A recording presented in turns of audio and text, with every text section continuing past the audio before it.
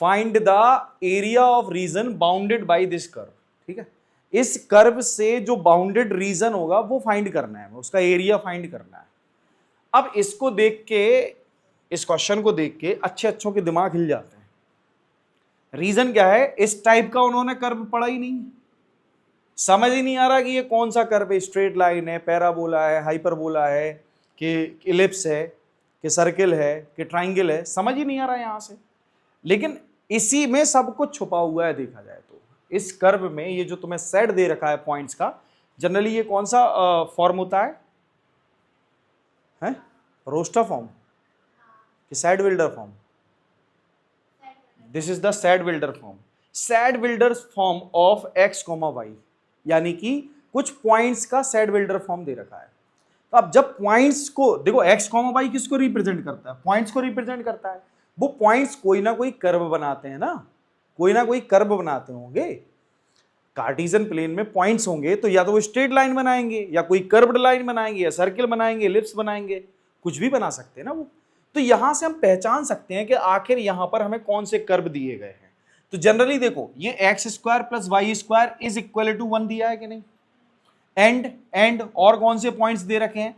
Less than equal to 1, है ना। Less than equal to 1 का क्या मतलब हुआ कि ये जो पॉइंट्स है ना, यहां जो हमें एक्स कॉमा वाई मिलने वाला है, एक्स कॉमा वाई मिलने वाला है, वो जनरली या तो सर्किल पर होगा या सर्किल के अंदर होगा, या तो उनका दोनों के स्क्वायर का सम 1 होगा या 1 से छोटा होगा।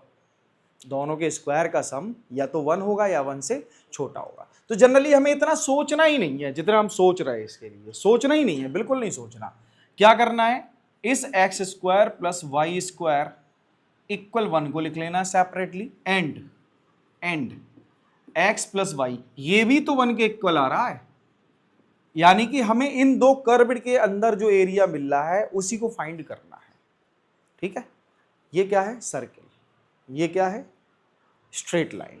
ठीक है, अब ये सर्किल कैसा है, इसका सेंटर कहां है? जनरली देखो बच्चों, x minus 0 whole square plus y minus 0 whole square is equal to 1 square के फॉर्म में लिखा है ये। तो यहां पर h और k जनरली है क्या बेटा? 0,0, यानी कि इसका सेंटर हो गया 0,0, और इसकी रेडियस स्क्वायर यानी कि r स्क्वायर क्या है? 1 स्क्वायर, यानी कि रेडियस कितनी हो जाएगी? 1। रेडियस कितनी हो जाएगी? 1 हो जाएगी।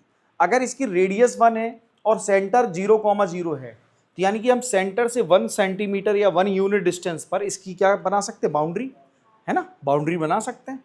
दूसरी बात, ये क्या है? Straight line. स्ट्रेट लाइन है ना ये, सो y इज इक्वल टू क्या आएगा? 1 minus x. 1 minus x negative slope है इसका, x के साथ नेगेटिव नंबर आया ना, नेगेटिव स्लोप है, वो भी 1 है। साथ ही साथ ये क्या होता है? y intercept. y इंटरसेप्ट मतलब y एक्सिस को 1 पे ये लाइन कट करके निकल रही है। तो इसका डायग्राम कैसा बनेगा, ये डायग्राम समझ लो, इसका डायग्राम समझ लो। ये जो सर्किल है ये कैसा है बच्चों? ये कहां से पास हो रहा है? 1 से पास हो रहा है, 1 से, और इसका सेंटर कहां है? 0,0 पर। ठीक है, तो सर्किल हमारा कुछ ऐसे बन जाएगा, यानी कि ये जो रेडियस है ये 1 यूनिट हो जाएगी। क्या हो जाएगी? या हम इसको 1 लिख सकते हैं। ठीक है, और ये जो स्ट्रेट लाइन है, स्ट्रेट लाइन, इसका इंटरसेप्ट क्या है? 1, यानी कि यहीं से पास हो रही होगी लाइन, है ना। दूसरी बात, इसका स्लोप कैसा है? नेगेटिव, तो लाइन तो ऐसे जाएगी कि नहीं जाएगी? अच्छा एक बात बताओ, x की वैल्यू अगर 0 हो तो y क्या आएगा? 1, और y की वैल्यू 0 हो तो x क्या आएगा? 1, है ना। तो कुल मिला के लाइन इन्हीं दोनों पॉइंट से पास होगी। अब इन दोनों कर्व के बीच का जो एरिया है, इन दोनों लाइंस के बीच का एरिया, यानी कि सर्किल और स्ट्रेट लाइन के बीच का एरिया, वो ये है। ये हमें फाइंड करना है, ये हमें फाइंड करना है। ठीक है, ये एरिया फाइंड करना। अब ये एरिया कैसे निकलेगा? ये एरिया कैसे निकलेगा? देखो ध्यान से, हमें देखो जनरली बेसिक समझना होता है, ज्यादा दिमाग नहीं लगाना, ज्यादा तामझाम नहीं लगाना होता क्वेश्चन में कि नहीं हमें ये भी जोड़ना, ये भी लिखना, वो भी, ये कुछ नहीं, सीधी बात है। ये देखो कर्व ऊपर कौन सा है? सर्किल, तो सर्किल के अंदर जो एरिया आएगा वो निकाल लो। ठीक है, नीचे कौन सा कर्व है? लाइन, स्ट्रेट लाइन, तो स्ट्रेट लाइन के अंदर जो एरिया आएगा वो निकाल लो, दोनों का डिफरेंस निकाल दो, ऊपर वाले एरिया से नीचे वाला एरिया सेपरेट कर दो, बस हमारा रिक्वायर्ड एरिया मिल जाएगा। तो इसका मतलब हम क्या करेंगे, ध्यान से सुनो। So required area is equal to, क्या मैं इसको ऐसे लिख सकता हूं, ओ ए बी और ये सी, ठीक है, ऐसे लिख सकता हूं।